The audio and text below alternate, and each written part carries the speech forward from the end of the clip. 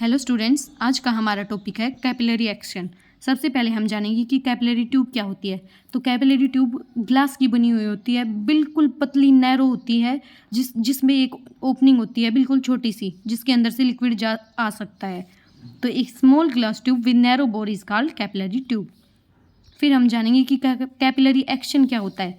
तो capillary action can be defined as the rise of liquids through slim tube due to adhesive and cohesive forces interacting between the liquid and the surface।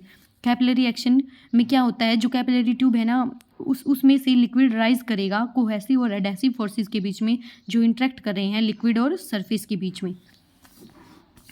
अब जो rise है ना liquid में capillary tube में, एक well known phenomena है और ये एक्सप्लेन करा जा सकता है सरफेस टेंशन के बेसिस पे, जो एक्सप्लेन किया हुआ है नीचे। अब देखो, let us consider a capillary tube dipped in liquid that wets its surface. अब हम एक कैपिलरी ट्यूब मानेंगे जो डुबोई हुई है लिक्विड के अंदर, जो उसे गीला कर दे, सरफेस को, उसकी सरफेस को गीला कर दे, जैसे कि पानी।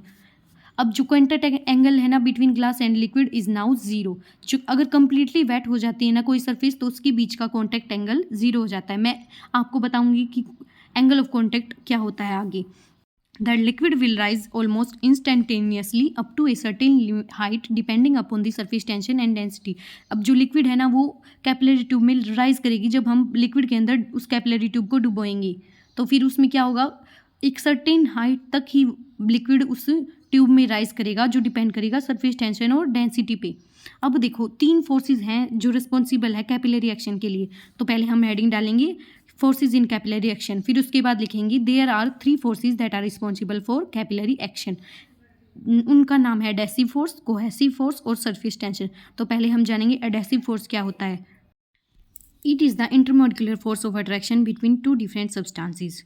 दो डिफरेंट सब्सटेंसेस के बीच में जो इंटरमोलिकुलर फोर्स ऑफ अट्रैक्शन है उसे एडेसिव फोर्स बोलते हैं। और इसका एक एग्जांपल लिख देना कि force of attraction water molecule और ग्लास मॉलिक्यूल। इसमें वाटर मॉलिक्यूल और ग्लास मॉलिक्यूल दो अलग अलग सब्सटेंसेस हैं। वैसे ही कोहेसिव फोर्स होता है इंटरमोलिकुलर फोर्स ऑफ अट्रैक्शन दो सेम सब्सटेंसेस के बीच में, जैसे force of attraction water molecule के साथ आपस में विद ईच अदर। फोर्स है surface tension. It is the tension on a liquid at its interface with air that minimises the liquid surface area.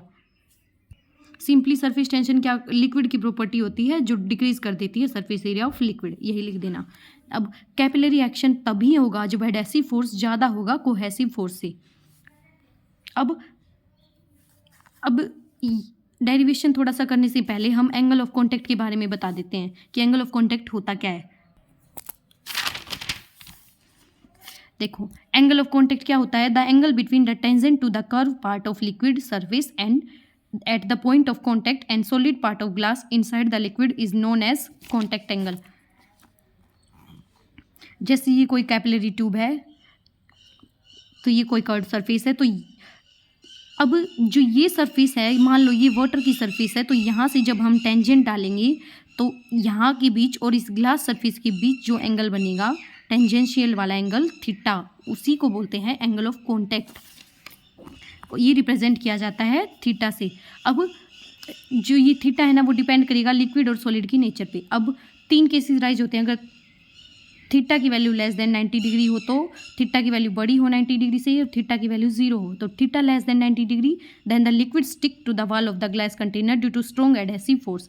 Liquid चिपक जाएगी ग्लास कंटेनर से अगर theta less than 90 degree, जैसे water और glass की case में होता है। अगर थीटा बड़ी है 90 डिग्री तो लिक्विड नहीं चिपकेगी ग्लास से, और यहाँ कोहेसिव फोर्स ज़्यादा होता है।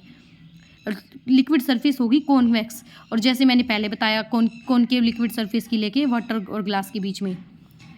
थीटा अगर 0 है तो लिक्विड कंप्लीटली स्टिक कर जाएगी ग्लास कंटेनर पे, जैसे प्योर वाटर के केस में होता है। अब हम डेरिवेशन की ओर चलेंगे। अब हम क्या करेंगे, suppose a liquid of density rho rises in capillary tube of radius r through a height h as shown in figure. क्या किया है, अब हमने एक लिक्विड सपोज किया जिसकी डेंसिटी रो है और जो कैपिलरी ट्यूब है ना उसका रेडियस आर है। तो देखो, ये कोई कंटेनर है, इसमें कोई लिक्विड है, यहाँ पे कोई कैपिलरी ट्यूब डुबाई गई है। अब जब इसमें कैपिलरी ट्यूब डुबाई गई तो क्या होगा, लिक्विड राइज करेगा, और कहाँ तक राइज करेगा, एक हाइट एच तक, और ये कॉनकेव से है लिक्विड सरफेस की। तो यही इसी सरफेस को जूम करके दिखाया हुआ है कि जो टेंजेंशियल एंगल होगा लिक्विड की सरफेस के बीच में और ग्लास कंटेनर के बीच में, उसे एंगल ऑफ कॉन्टैक्ट बोलते हैं। थीटा से रिप्रेजेंट किया जाएगा। तो अब इसके बाद क्या लिखेंगे कि गामा, मान लेते हैं let gamma be the force of surface tension, gamma कोई सरफेस टेंशन है। अब टोटल फोर्स सरफेस टेंशन की वजह से जो लिक्विड को अपवर्ड की तरफ मूव करेगा वो होगा 2πr गामा। अब एक ग्रेविटी का फोर्स होगा जो लिक्विड को डाउनवर्ड खींचेगा, तो वो किसके इक्वल होगा, लिक्विड मीडियम के वेट के बराबर। जो लिक्विड मीडियम का वेट होता है वो होता है v/ρ/g।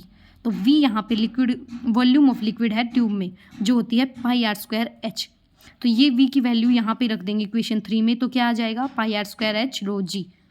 तो यहाँ पे हम फोर्स ऑफ ग्रेविटी निकल गया और एक फोर्स निकल गया जो अपवर्ड खींच रहा है। तो इक्विलिब्रियम कंडीशन में अपवर्ड वाला और डाउनवर्ड वाला दोनों इक्वल होंगे, तो 1 और 4 इक्वेशन को इक्वेट कर सकते हैं हम।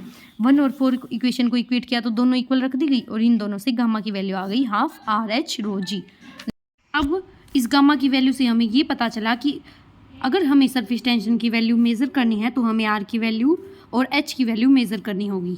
यही हमने यहाँ लिखा हुआ है, to measure the surface tension we have to measure the height through which the liquid rises and radius of capillary tube. Now it is assumed that contact angle between the glass and liquid is zero. जो theta है ना glass और liquid के बीच में, माना कि 0 है। अगर थीटा 0 है तो इसका मतलब ये होता है कि waiting is perfect. If this is not so, then the vertical component of the upward force would be 2πr gamma cos theta and hence। तो ये वाली इक्वेशन ये बन जाएगी, अगर थीटा की वैल्यू 0 नहीं है तो gamma is equal to RH/ρg/2 cos of theta. इसको इक्वेशन 5 नाम दे दिया है। वेहर गामा क्या है बताया था, surface tension, r radius, h height of raising liquid, theta contact angle, g gravity, rho density of liquid. अब इतना केस लिखने के बाद अगर हम मरकरी का केस देखें तो केस ऑफ मरकरी में हम क्या लिखेंगे, जब कैपिलरी ट्यूब वाटर की या अलग लिक्विड की बजाय मरकरी में डिप की जाती है तो जो लिक्विड है ना वो ऊपर राइज करने की बजाय नीचे की तरफ चली जाती है। ये मेन पॉइंट है इसमें। देखो, when a capillary tube is dipped in mercury, Hg means mercury does not rise in it. On the contrary mercury rise to a level that is lower than the surface of the liquid. For this phenomena we account theta equal to 180 degree. मतलब इसमें liquid है ना ऊपर की तरफ ना rise करने की बजाय नीचे की तरफ चला जाएगा। जो लिक्विड की ये सरफेस है ना इससे भी नीचे की तरफ, तो ये कॉन्वेक्स सरफेस बनाता है। यहाँ पे वाटर के केस में देखा था हमने, ये ऐसे बना हुआ था जो कॉनकेव सरफेस थी। तो यहाँ पे हम मानते हैं कि थीटा 180 डिग्री है। अब थीटा 180 डिग्री है तो कोस थीटा क्या हो जाएगा, कोस 180 डिग्री -1 होता है, तो therefore height would be negative. ये डायग्राम बनाना है, ये जो शो करा है कैपिलरी डिप्रेशन इन मरकरी।